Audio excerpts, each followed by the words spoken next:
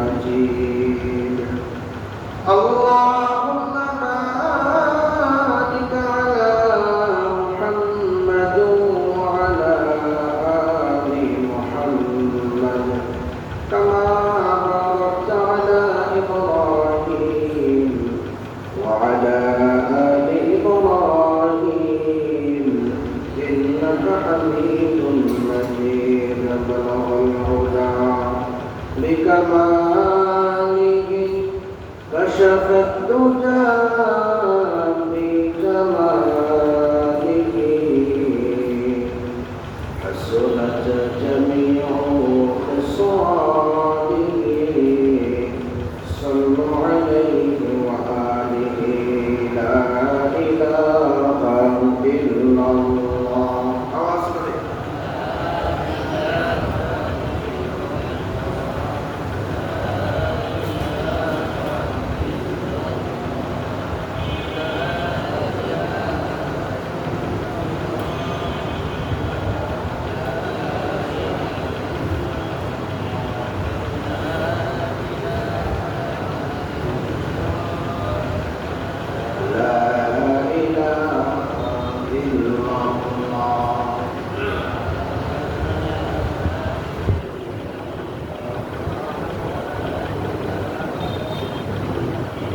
لا إله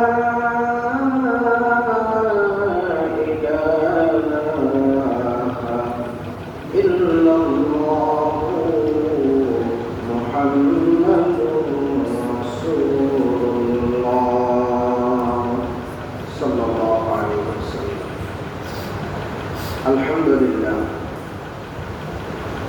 আল্লাহ সুবহানাহু ওয়া তাআলা আলিশান দরবারে কালিমাত শুকর আদায় করে যে মহান রব্বুল আলামিন আপনাকে আমাকে অত্যন্ত ভালোবেসে মহব্বত করে মুহররম মাসের একেবারে শেষ জুমার নামাজ আদায় করার উদ্দেশ্যে এই মাসটা এমন একটা গেছে প্রতিটা মাসে 4টা করে জুমা থাকে তবে এই মাসে 5টা জুমা থাকে এই বরকতময় মাসে সম্মানিত মাসে একেবারে শেষ জুমার নামাজ আদায় করার উদ্দেশ্যে দুনিয়ার সমস্ত ঝামেলা থেকে মুক্ত করে আল্লাহ রাব্বুল আলামিন আপনাকে আমাকে কবুল করেছেন মঞ্জুর করেছেন মানসিক শারীরিক সুস্থতা দান করেছেন দুনিয়ার সমস্ত ঝামেলা সমস্ত প্রভাব থেকে মুক্ত করে ঈমান আকীদাকে এত পর্যন্ত সতেজ রেখে আল্লাহ তাআলার দরবারে আশা ভরসা সংক্ষিপ্ত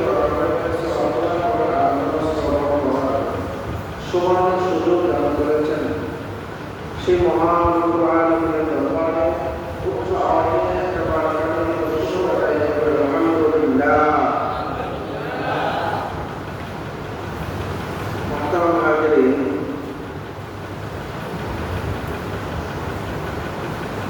আজকের শুধু সামাজিক নয় পারিবারিক সামাজিক ছিল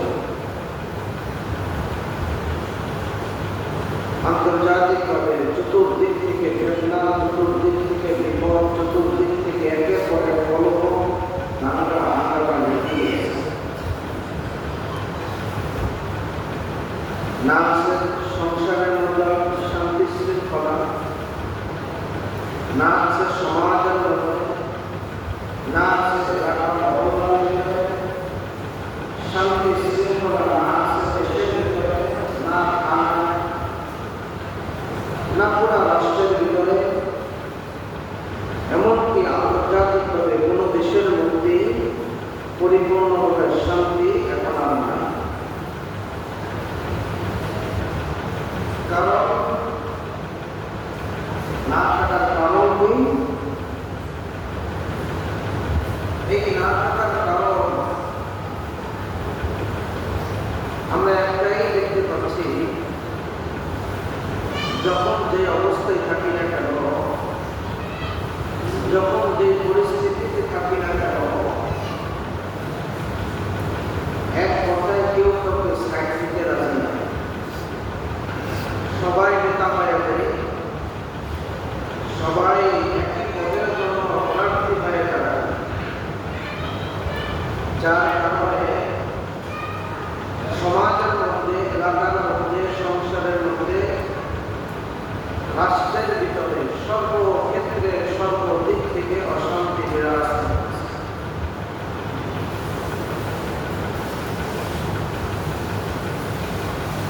আমরা এমন একটা জাতি, যদিও আল্লাহ রাব্বুল আলামিন আমাদের আশরাফুল মাখলুকাত, আমরা সকলে জানি অর্থ সমস্ত জীবের মধ্যে, সমস্ত সৃষ্টির ভিতরে শ্রেষ্ঠতম সৃষ্টি হিসাবে আখ্যায়িত করেছেন। কিন্তু দেখতে গেলে আমাদের সর্বদিক থেকে আমাদের অবস্থা, আমাদের চলন বলন, আমাদের আমল আখলাক, আমাদের কথাবার্তা দেখলে মনে হয় যেন আমাদের মধ্যে আর সেই মানুষত্ব আর নেই। আমাদের মাঝে আর মানুষকে সহযোগিতা করা, মানুষকে উপকার করা, মানুষকে একজন আরেকজনের উপকারে আসে, এই ব্যাপারটা আমাদের মধ্যে অনেকের মধ্যে এই বিষয়টা নেই। না থাকার কারণ অনেক বেশ কিছুগুলো কারণ। তার মধ্যে একটা হলো আমরা নিজেরা ব্যক্তিগতভাবে এককভাবে নিজের অপরাধ বোঝার চেষ্টা করি না। নিজেই নিজের অপরাধ, নিজের দোষ, নিজের ত্রুটি, নিজের ভুল নিজে দেখতে রাজি না। আমরা একে অপরের দোষ দেখতে ভালোবাসি। আমরা সর্বদিক থেকে সর্বস্তরের, চাই সে আলেম পরিবারে হোক, আলেম সমাজ হোক, চাই সে মাদ্রাসার দিক দিয়ে হোক, চাই সে মসজিদের দিক দিয়ে হোক, চাই সে সমাজের দিক দিয়ে হোক, সব দিক দিয়ে আমরা একে অন্যের দোষ খুঁজে বেড়াই। নিজের দোষের যে সবর্ণ রয়েছে, নিজের দোষের যে সাগর রয়েছে, অপরাধের যে দরিয়া আছে, এই দিকে আমরা একটা নজর করি। এই নজর না করার কারণে, এই নজর না করার কারণে আজকে আমাদের সমাজে, আজকে আমাদের পরিবারে, আজকে দেশে বিভিন্ন থানায় থানায়, জেলায় জেলায় একের পর এক কলম লেগেই আছে।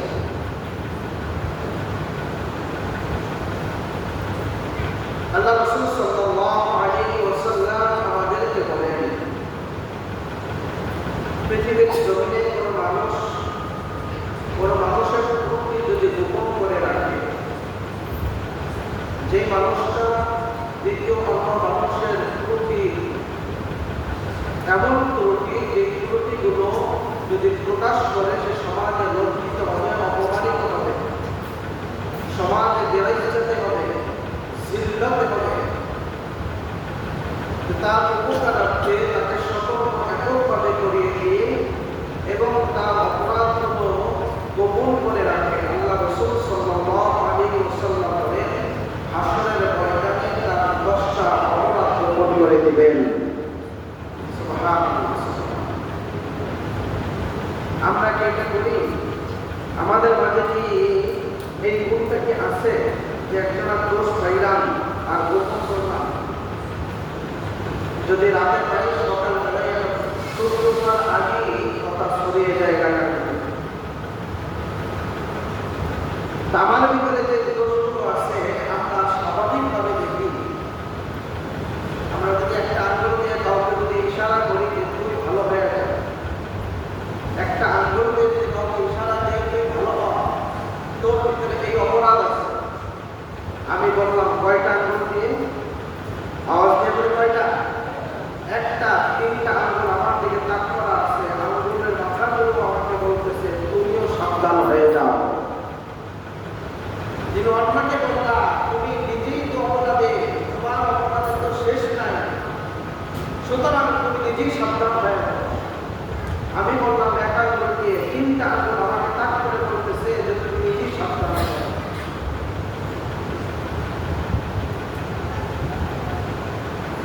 আল্লাহ রাব্বুল আলামিনের বন্ধু বিশ্বনবী সাল্লাল্লাহু আলাইহি ওয়াসাল্লাম আমাদেরকে বলেন, পৃথিবীতে কোনো মানুষ যদি কারো দোষ ত্রুটি যদি গোপন করে রাখে, আল্লাহ রাব্বুল আলামিন হাসরের ময়দানে আপনার আমার যে দোষ আছে, অন্যায় আছে, গুনাহ আছে, এই অন্যায় গুনাহ দোষগুলো যদি একটা বার নজর করি নিজেই, তাহলে অন্যের দোষ খোঁজার সুযোগ আর পাওয়া যায় না। আল্লাহ রাসূল বলেন, এই অপরাধগুলো থেকে একটা নয়, দুইটা নয়, সর্বনিম্ন 10টা অপরাধ আল্লাহ তাআলা গোপন করে দিবেন। সুবহানাল্লাহ। এই গোপন করার বিষয়টা একটা ব্যাপক। হাসরের ময়দানেও হতে পারে, দুনিয়াতেও হতে পারে, কবরের মধ্যেও হতে পারে। সর্বস্তরে আল্লাহ তাআলা আপনার আমাকে মানুষের সামনে নির্দোষ হিসাবেই রাখবেন। আর হাদিসের মধ্যে আছে, এমন দোষ যদি আমরা বলে ফেলি, যেই ব্যক্তির দোষটা বললাম এই ব্যক্তির ভিতরে এই অপরাধ নেই, আমি যেই তহমতটা দিলাম, আমি যে অপরাধের কথাগুলো বললাম, এইটা তাদের ভিতরে নেই। আল্লাহ রাসূল বলেন, যেহেতু নেই সেহেতু ওই অপরাধের ওই দোষে দোষী বানিয়ে এরপরে তোমার মৃত্যু দান করবে।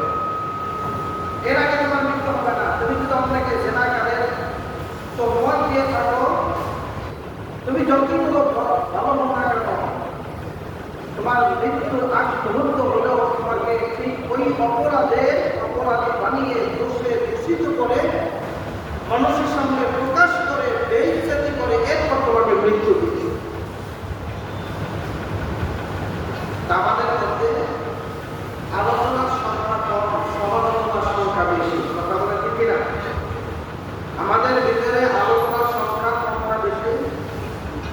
আলোচনার সংখ্যা কম না বেশি? কম। আলোচনার সংখ্যা কম, সমালোচনার সংখ্যা বেশি।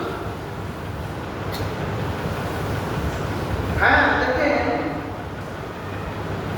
আর এমন একটা বিষয়, সমালোচনাটা এমন একটা বিষয়, এটা শুনতেও ভালো লাগে, বলতেও ভালো লাগে। যার কাছে বলে তার কাছেও ভালো লাগে, যারা উপস্থিত শুনে তাদের কাছেও ভালো লাগে। এই জন্য আল্লাহ রাব্বুল আলামিন এবং বিশ্ব নবী সাল্লাল্লাহু আলাইহি ওয়াসাল্লাম বলেন, আমি মুমিনুন ওয়া রাআতাল মুমিন। বিশ্ব নবী সাল্লাল্লাহু আলাইহি ওয়াসাল্লাম বলেন, এক মুমিন অপর মুমিনের আয়না স্বরূপ। এক মুমিন অপর মুমিনের আয়না। কিরকমের আয়না? দেখা যায় আমি আমার চক্ষু আছে, আমি আমার চেহারা দেখতে পারি, আমি আমার ঘাড় দেখতে পারি, মাথা দেখতে পারি, পিঠের অংশ দেখতে পারি, দেখা যায় না পিছনের অংশ দেখা যায় না, এমনকি সামনের চেহারাটাও দেখা যায় না। দেখতে হলে কি লাগে? একটা আয়না সহযোগিতা দরকার। আয়নার সামনে যখন দাঁড়াই, তখন আমার চেহারা কোন জায়গায় কোন আছে, কোন জায়গায় দেখতে কেমন, চোখের অবস্থা কেমন, চেহারার অবস্থা কেমন বোঝা যায়। ঠিক তেমনিভাবে একজন মুমিন অপর মুমিনের কাছে আয়না স্বরূপ। নিজের দোষ যেভাবে নিজে আমি বুঝতে পারি না, নিজের দোষ নিজের যেমনি আমি দেখতে পারি না, নিজের অপরাধ নিজে আমি এমনিভাবে দেখতেও জানি না, অন্য মানুষ যদি আমার অপরাধ যদি আমার কাছে বলে, কারো কাছে বলবো না, আমার কাছেই বলবো যে আপনার ভিতরে এই দোষ আছে, এই সমস্যা আছে, এটা সংশোধন করে, তাহলে আমরা কি করি? তার উপরে আমরা রাগ হয়ে যাবে। এই তুমি কোন দেশের লোক, কোন কিসিমের লোক, কোন বংশে, কোন এলাকা, তুমি দোষ করতেইছ, তুমি অনলাইনে বুঝতে এরকম ভাবে আমরা তার উপরে চড়াও হয়েছে। কথা বলা ঠিক কিনা? এইগুলো আছে না আমাদের ভিতরে? আল্লাহ রাসূল সাল্লাল্লাহু আলাইহি ওয়াসাল্লাম বলেন, যেহেতু আমি আমার অপরাধ, আমি আমার অন্যায় বুঝতে পারি না, দেখতে পারি না, কিন্তু আল্লাহ রাসূল সাল্লাল্লাহু আলাইহি ওয়াসাল্লাম বলেন যে আমি যদি আমার অপরাধকে নিজের অপরাধকে প্রতিদিন যদি ঘুমের সময় যদি আমরা চিন্তা ফিকির করি যে আমার ভিতরে আজকে আমি কয়টি নেকের কাজ করলাম, কতগুলো গুনাহের কাজ করলাম, আমি কতগুলো অন্যায় কাজ করলাম, ভালো করলাম নাকি খারাপ করলাম, প্রত্যেক মানুষ যদি নিজেই যদি এই বিষয়টাকে চিন্তা ফিকির গবেষণা যদি করে, তাহলে দেখা যায় মনের ভিতরে যে আয়নাটা আছে, যে চক্ষুটা আছে, এই চক্ষু এই আয়নাই আপনাকে বলে দেবে আজকে সারাদিন তুমি এই কাজগুলো অন্যায় করেছ, এই কাজগুলো তুমি ভালো করেছ। তখন আমি একটা হিসাব করে জানতে পারবো যে আমার অপরাধের সংখ্যা বেশি না নেকের সংখ্যা বেশি। যদি নেকের সংখ্যা বেশি হয়, রাসূল সাল্লাল্লাহু আলাইহি ওয়াসাল্লাম বলেন শুকরিয়া আদায় করে আগামীকাল থেকে এর থেকে আরো বেশি নেকি অর্জন করার জন্য আগ্রহ হয়ে তিনি লেগে যাওয়া।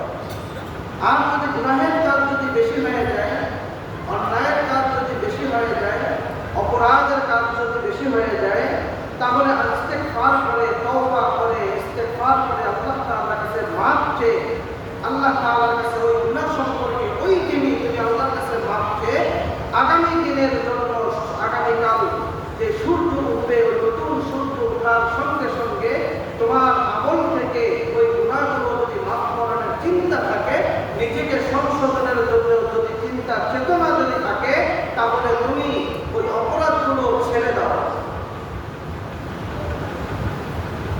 দুনিয়ার মুসলমান ইমানদার, এই জন্য আল্লাহ রাব্বুল আলামিন বলেন বালিল ইনসানু আলা নাফসিহি বাসীরা, বরং মানুষ নিজের দোষের জন্য চক্ষুষ্মান, নিজের দোষ দেখার জন্য নিজেই চক্ষুষ্মান, নিজেই দেখতে পারে। যদি প্রতিদিন যদি চিন্তা চেতনা করে, যদি নিজে যদি সংশোধন করার জন্য উদ্বুদ্ধ হয়ে যায়, নিজে যদি সংশোধন করার জন্য চিন্তা করে, তাহলে দেখা যায় সমাজের মধ্যে, রাষ্ট্রের মধ্যে, সংসদের মধ্যে কোনো জায়গায় গরম থাকতে পারে না, কোনো জায়গায় দাঙ্গা হাঙ্গামা থাকতে পারে না,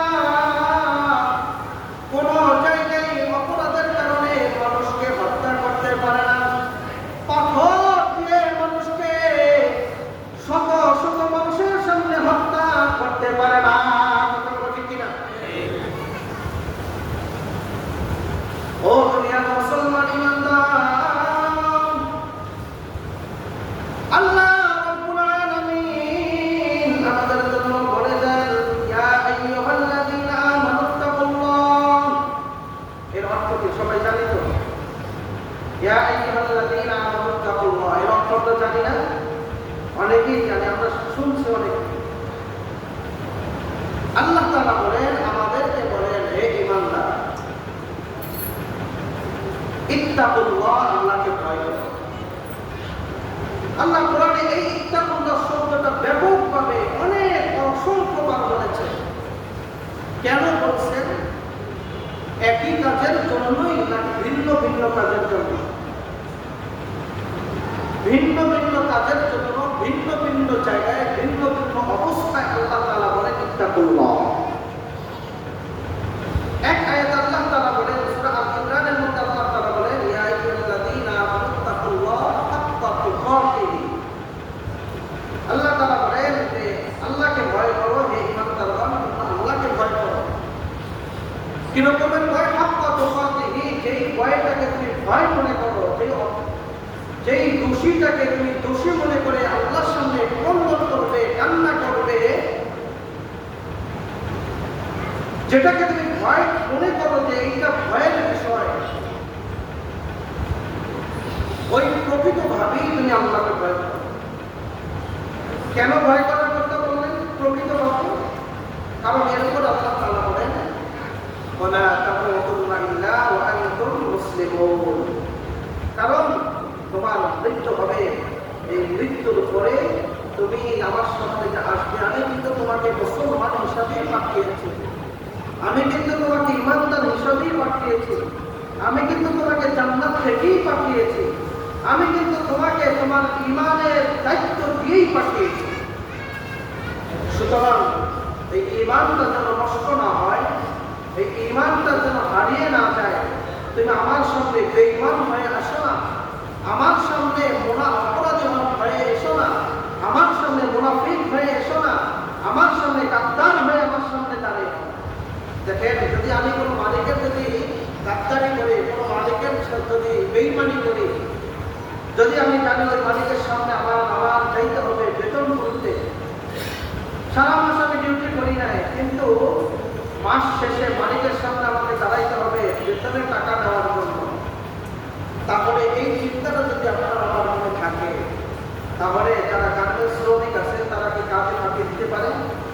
আওয়াজ দিয়ে বলেন, কাজে ফাঁকি দিতে পারে?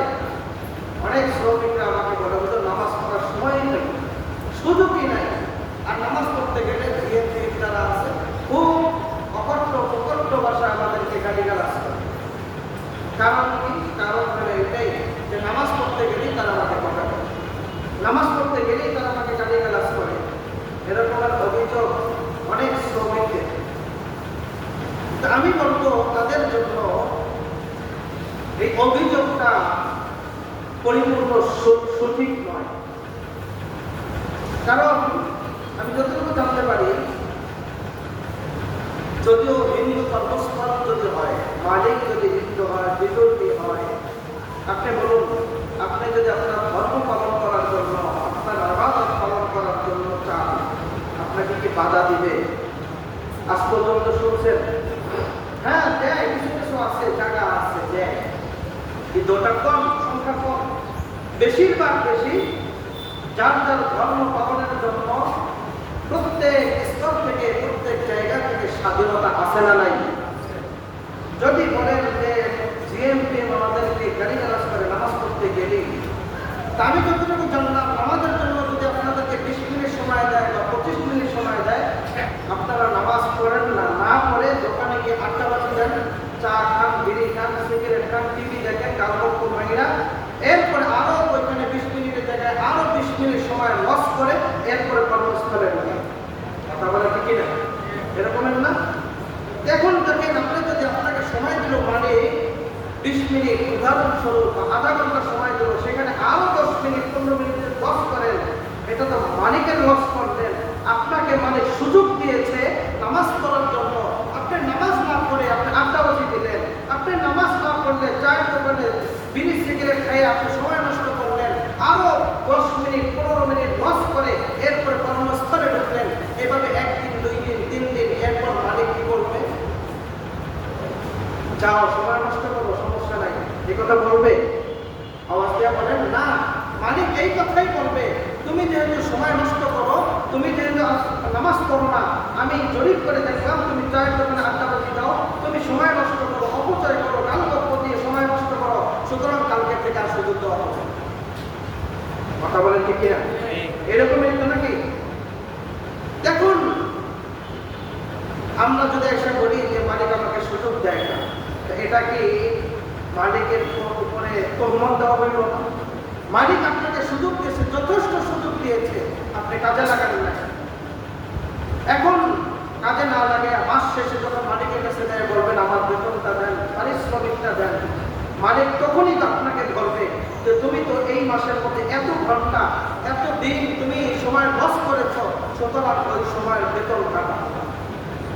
যেই বেতন কেটে দিবে, তখন আমাদের আন্দোলন শুরু হয়ে গেল। আন্দোলন শুরু হয়ে গেল মালিকের বিরুদ্ধে, যে আমার বেতন পরিপূর্ণ হয় না কেন? করি না আমরা আন্দোলন? তো দেখেন, আমরা কিন্তু আমার আসল মালিকের হুকুম কিন্তু পালন করি না, করি? তো যখন হাসরের ময়দান আল্লাহ তাআলার সামনে যখন দাঁড়াবো, যে বলবো আল্লাহ আমার পারিশ্রমিক দেন, আমি তো নামাজ করি নাই, আমি যাই করি নাই, তোমার ইবাদত বন্দি কিচ্ছু করে আর তুমি আমাকে জান্নাত দিয়ে দাও। আল্লাহ তাআলা কি বলবেন? আল্লাহ তাআলা কি বলবেন বলেন? যে তুমি আমার হুকুম পালন করো নাই, আমার সাথে গাদ্দারি করছো, আমাকে অপমানিত করছো, আমাকে বেইজ্জতি করেছো, যাও সব ভালো কাজই করলাম, যা তোমাকে জান্নাত দিয়ে দিলাম। এই কথা বলবেন আল্লাহ? আওয়াজ দেওয়া বলেন, এই কথা বলবেন? বলবেন না। আল্লাহ তাআলা এই কথাই বলবেন যে তুমি ইসলামের বিদ্বেষ মুসলমানদের শত্রু ছিলে, তুমি আল্লাহর বিরুদ্ধাচরণ করেছ, তুমি রসুলের বিরুদ্ধাচরণ করেছ, তুমি ইসলামের বিরুদ্ধাচরণ করেছ, তুমি আল্লাহ অবমাননা করেছ। আজকে আল্লাহর কাছে সামনে দাঁড়িয়ে তুমি কিভাবে বলো আমাকে জান্নাত দাও? সুতরাং তোমার জন্য জান্নাত নয়, তোমার জন্য হচ্ছে আল্লাহ। আল্লাহ তাআলা সূরাতুর রহমানের মধ্যে এই ব্যাপারে আল্লাহ তাআলা বলেন, ওয়ালিমান খাফা মাকামা রাব্বিহি জান্নাতান। ওই যে হাসরের ময়দান, ওই হাসরের ময়দানে আল্লাহ তাআলার সামনে দাঁড়ানোর ব্যাপারে তার অন্তরের মধ্যে ভয় আছে। আল্লাহ তাআলা এই জন্য এই ভয়ের কথা নিয়ে আল্লাহ রাব্বুল আলামিন সূরাতুল হাসরের মধ্যে আল্লাহ তাআলা বলেন, ইয়া আইয়ুহাল্লাযীনা আমানু তাকুল্লাহ। ও ঈমানদারগণ, আল্লাহ তাআলাকে ভয় করো, আল্লাহ তাআলাকে মেনে নাও, আল্লাহ তাআলাকে অন্তরের মধ্যে প্রত্যক্ষ করে নাও। কারণ কি আল্লাহ তাআলাকে ভয় করার কারণ কেন বললেন? আল্লাহ তাআলার কথা, ভয়ের কথা কেনই বা বললেন? আল্লাহ তাআলা বলেন, ওয়াল তাকজুরু নাফসুম মা কদ্দামাত লিগাদ। আল্লাহ তাআলা বলেন, ওয়াল তাকজুরু, তুমি নজর করো, লক্ষ্য করো, তুমি দেখো, প্রতিদিন তুমি তোমাকে হিসাব মিলাও, তুমি দেখতে থাকো। নাফসুম মা কদ্দামাত লিগাদ ওয়াত্তাকুল্লাহ।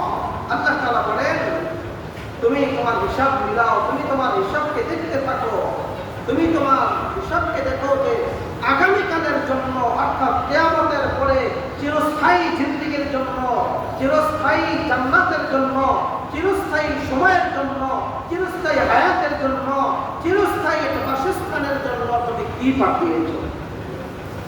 আমরা দুনিয়ার মধ্যে থাকি, আমরা যখন শরীরে শক্তি থাকে, যুবক থাকি, যুবক বা যুবতী যেই অবস্থায় থাকি না কেন, তখন কিন্তু আমরা যেই অর্থটা উপার্জন করি, এখান থেকে কিছু অর্থ আমরা সঞ্চয় করার চেষ্টা করি, কম বেশি করার চেষ্টা করি।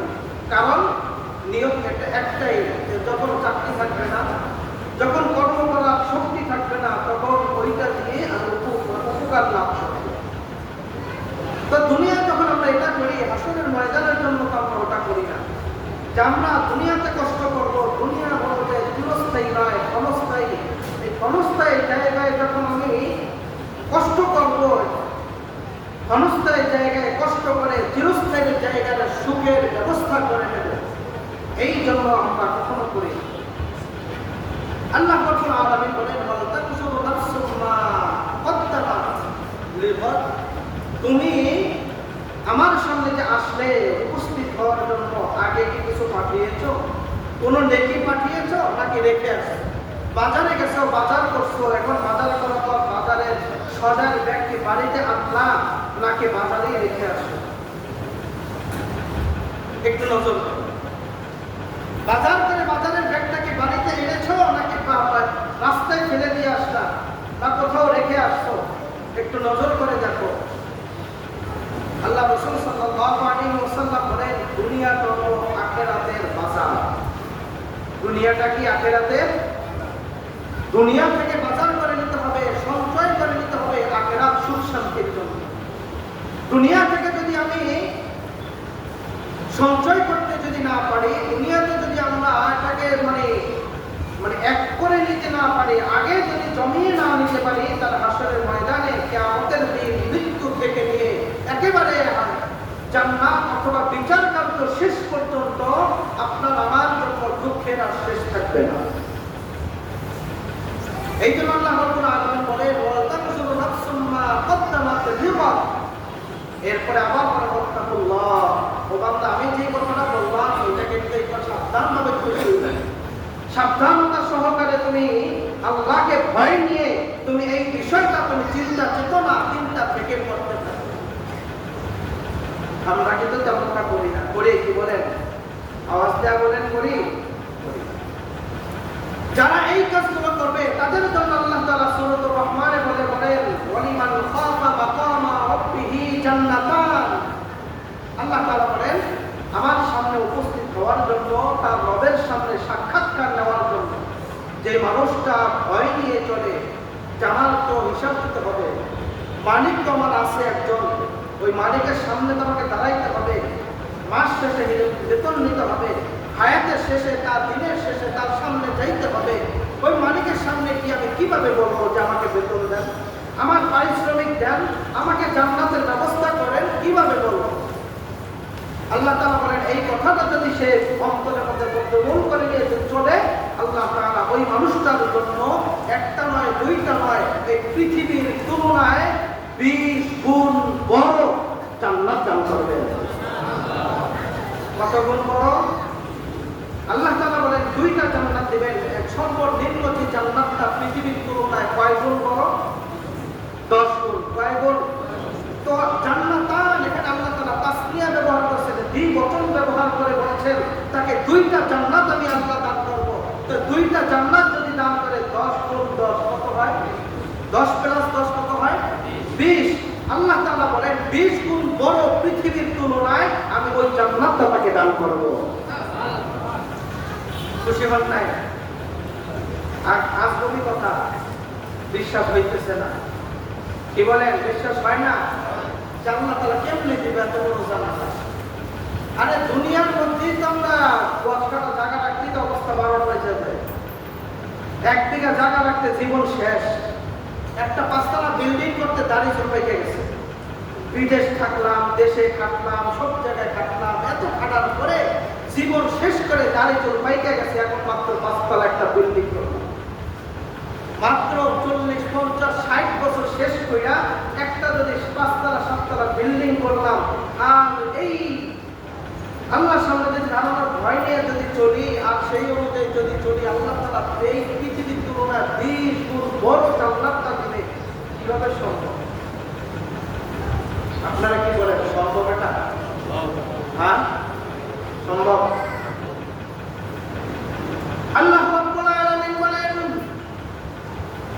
ও দুনিয়ার মুসলমান ইমানদার, পৃথিবীর মধ্যে যখন তুমি একা একা চলাফেরা করেছ, তখন তোমার ছোট্ট একটা ঘর হইলে চললো।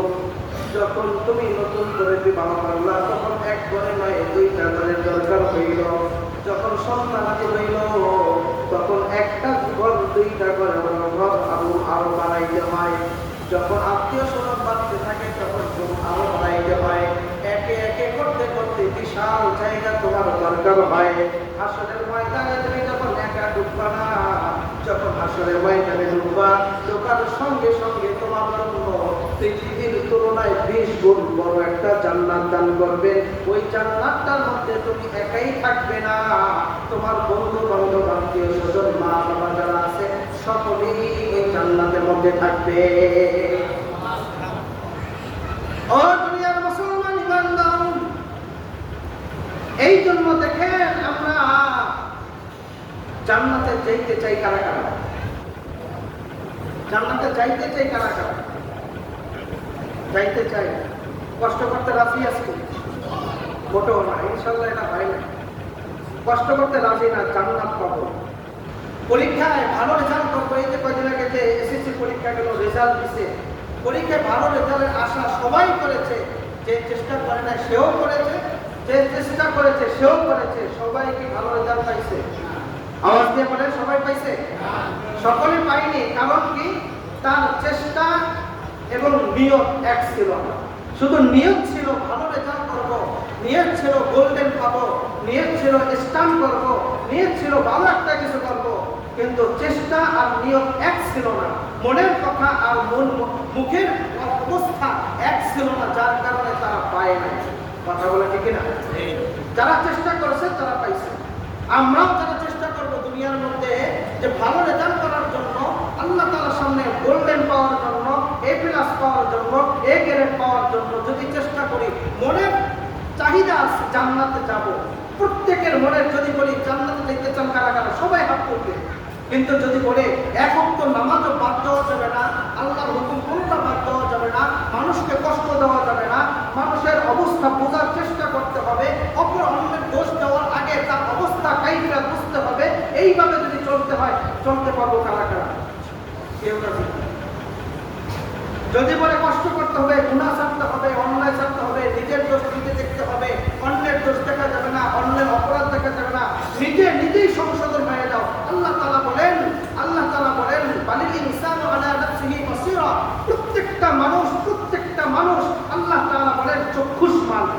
তার নিজের জন্যই চক্ষুষ্মান, আলা নাফসিহি, নিজের জন্যই সে চক্ষুষ্মান।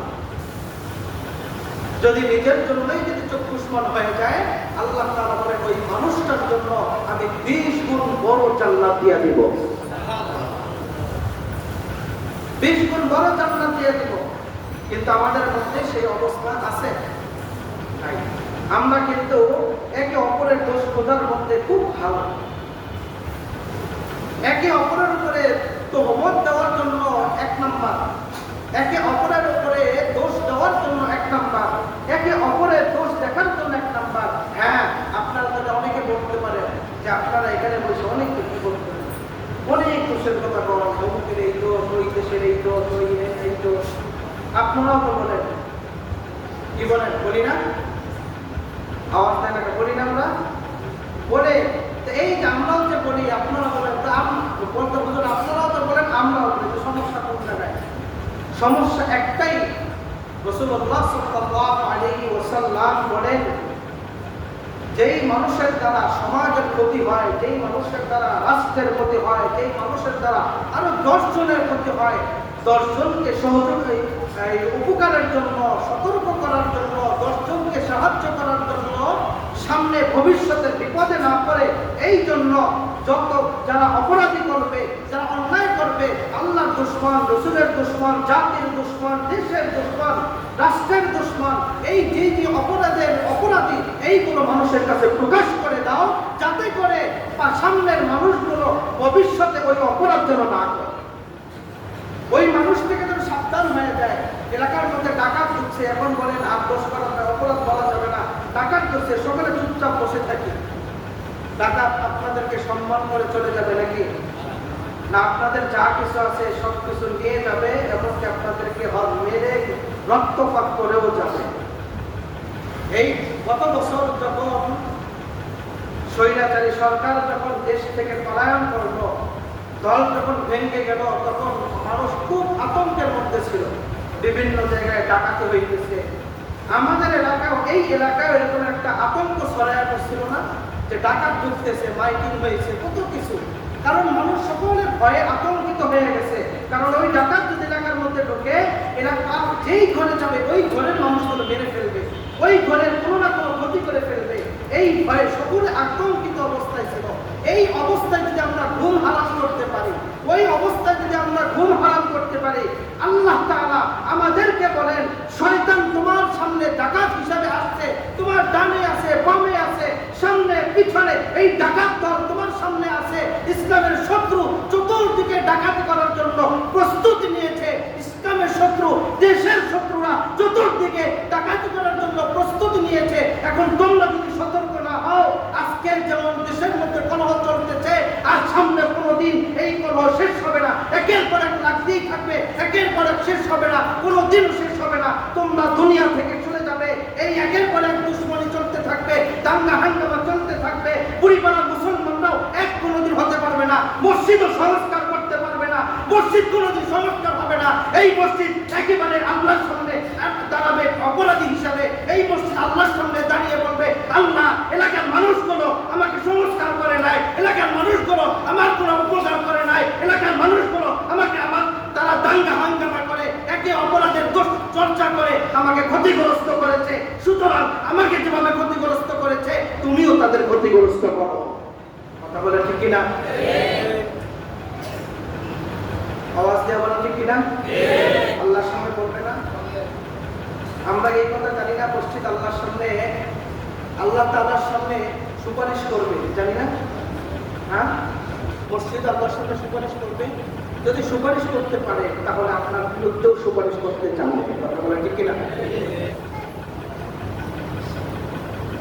দেশের মধ্যে যাই কিছু হোক না কেন, এই মানুষকে যদি সতর্ক না করা হয়, ওলামায়ে কেরামরা যদি কোরআন হাদিস ভিত্তিক সতর্ক না করে, তাহলে একটা সময় এই দেশের মধ্যে ইসলাম নামে কোনো ইসলামী কোনো কার্যক্রম, ইসলামী কোনো দিক নির্দেশনা যদি না থাকে, এই দেশের মধ্যে ইসলাম বলতে থাকবে না, দিন থাকবে না, ধর্ম থাকবে না, সব বেদিন হয়ে যাবে, সব কাফের মুশরিকে পরিণত হয়ে যাবে। কথা বলো ঠিক কিনা? ও মুসলমান বন্ধুরা আমার, এই জন্য এই কথাগুলো আমরা বললাম, আগে নিজের চেষ্টা দেখি, নিজেই সংশোধন হয়ে যাই, আমাকে দেখে অপরে সংশোধন হবে। নিজেই ভালো হয়ে যাই, আমাকে দেখে অপরেই ভালো হয়ে যায়। নিজেই সংশোধন হই, আমার থেকে অন্য মানুষ সংশোধন হয়ে যায়।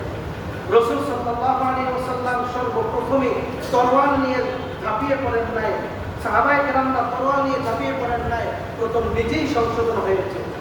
ওমর আগে কাফের ছিল, পরে মুসলমান হয়ে সংশোধন হয়েছে, এরপর অন্যকে সংশোধন করার জন্য উদ্বুদ্ধ হয়েছিল। আল্লাহ রাব্বুল আলামিন আমাদেরকে এই কথাগুলো আমল করে, সঠিক বুঝ অনুধাবন করে নিজের ঈমান আমলকে হেফাজত করার মতো তৌফিক দান করুন। আমিন। ওয়া আখিরু দাওয়ানা আলহামদুলিল্লাহি রাব্বিল আলামিন। আসসালামু আলাইকুম ওয়া রাহমাতুল্লাহি ওয়া